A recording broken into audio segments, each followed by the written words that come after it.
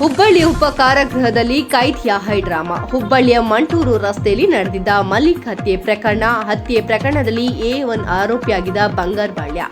November 13ರಂದು Malik ಮೇಲೆ ನಡೆದಿದ್ದ attack. ಮರುದಿನ ಆಸ್ಪತ್ರೆಯಲ್ಲಿ ಸಾವನ್ನಪ್ಪಿದ್ದರು ಮಲ್ಲಿಕ್. ಈ ಪ್ರಕರಣದಲ್ಲಿ A1 ಆರೋಪಿಯಾಗಿದ್ದ ಬಂಗಾರ್ ಬಾಳ್ಯ.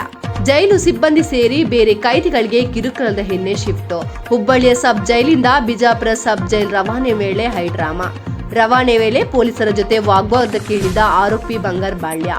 ಸಬ್ ಜೈಲ್ಗೆ ಬಂದ 30ಕ್ಕಿಂತ ಹೆಚ್ಚು ಪೊಲೀಸ್ ಸಿಬ್ಬಂದಿ. ಅಶೋಕ್ ನಗರ ಪೊಲೀಸ್ ಠಾಣಾ ವ್ಯಾಪ್ತಿಯಲ್ಲಿರುವ ಹುಬ್ಬಳ್ಳಿ ಕಾರಾಗೃಹ.